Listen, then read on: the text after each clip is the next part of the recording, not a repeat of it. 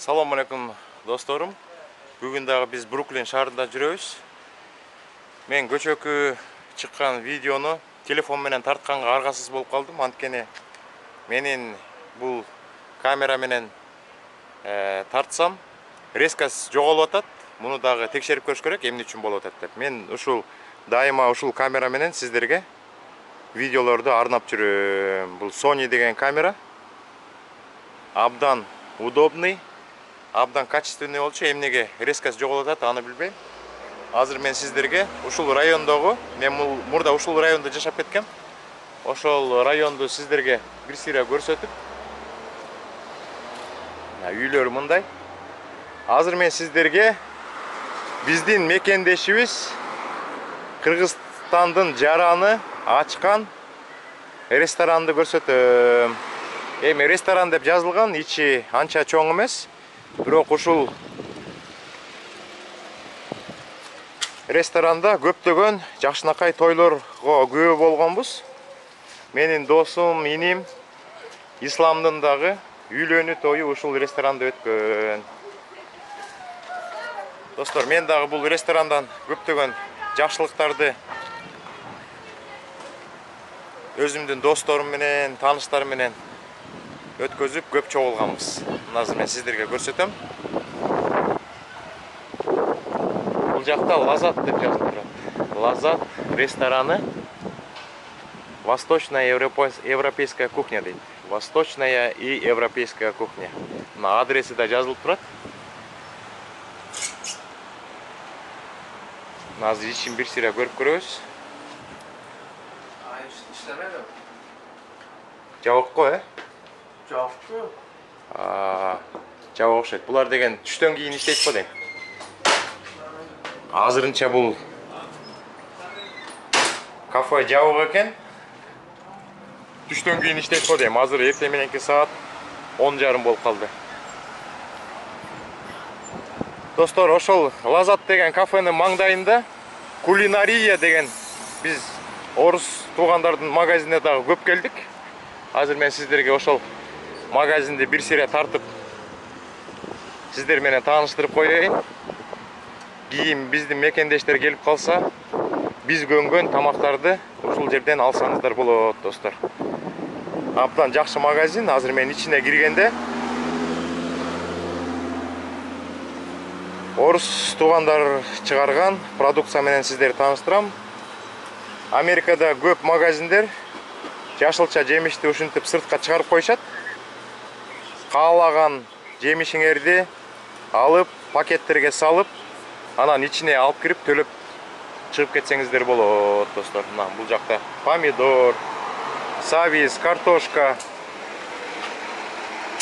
чеснок, пияз, болгарский перец,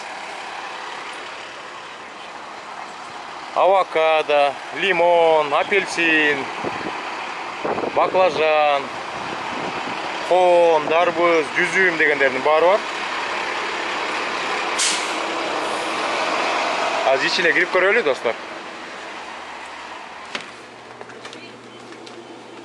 Мына мыякта да холодильникте айрандар бар экен. Суулардын түрлөрү, буяк холодильник экен. Мына бул жакта мына пряник. Пряникти жакшы көргөндөр.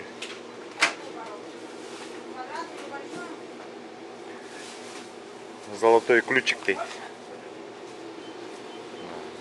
Белочка дейт. Мына бул жакта кичинекей балдарыңыздар болсо, жакшынакай печеньелер бар. Российский печеньелер. Мына Аленушка дейт печенье. Молочная дейт. Мына пряниктин түрлөрү турат. Сушка турат.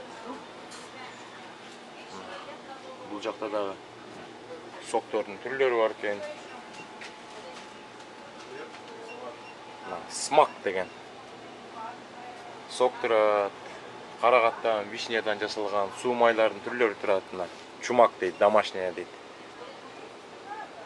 Кильки, горбушка дейт. Молоко дейт. Сүттөрдүн түрлөрү.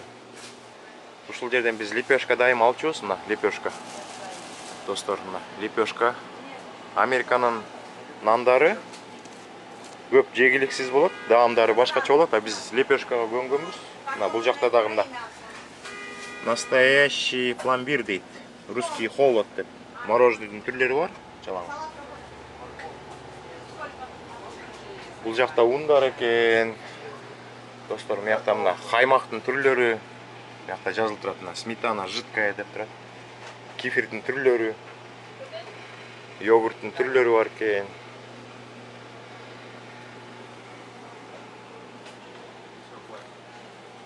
А бул жакта болсо колго жасалган тамактар. Картошка, котлет, пирожки дегендер. Ушундан көп алчубуз биз.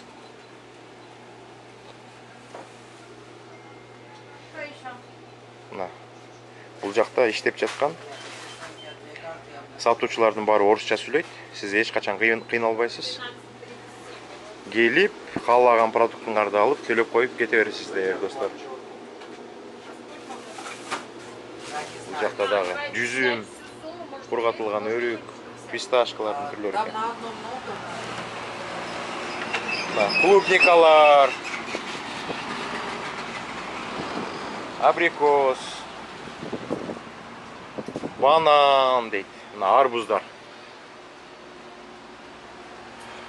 1 LB $1.99 дейт. Бул жактан пакет аласыздар, каалаган алмаңыздарды салып, ичине кирип төлөп кете бересиздер, достор.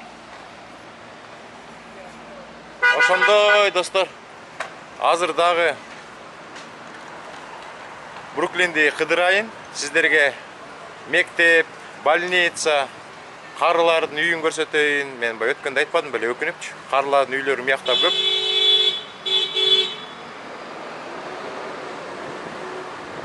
Мына, барбер шоп дейт.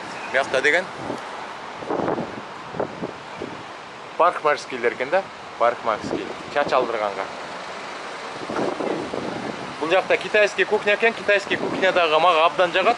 Мондай мотоциклдерге отуруп алып, деливери жасашат да. Үйдөн отуруп заказ берип койсоңуз, үйүңүзгө чейин алып келет. Бул жакта пакистандык туугандардын ачкан товарлары турат.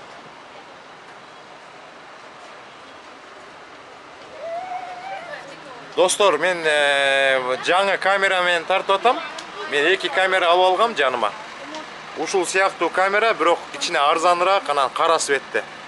Мен билбейм, азыр жакшы тартып атабы, жаман тартып атабы. Видео чыкканда көрөбүз. Ана мен дагы машинаны тигил жерге коюп 1 саатка төлөп койдум. Мен өткөндө постоянно көрсөткөндөй ушундай метрлери болот. Бул жакка карточка салса болот, же болсо мыяка тыйындарды салып, квотерларды салып. Анан бул жерден канча мүнөт болсо ошону басасыз. А так тетигил жерден окусак лимит 2 саат дейт. 2 саатка чейин койсоңуздар болот экен, эртең мененки 8ден кечки 7ге чейин. Выходной күн Sunday дейт. Бул дем алыш күнү бекер экен бул жак. Анан бул максимумду басып койсоңуздар 2 саатка төлөнөт. Анан бул кнопка, жашыл кнопканы басканда бул жактан тикет болот. Ошо тикетти алып, реситти алып туруп терезеге коюп коюш керек.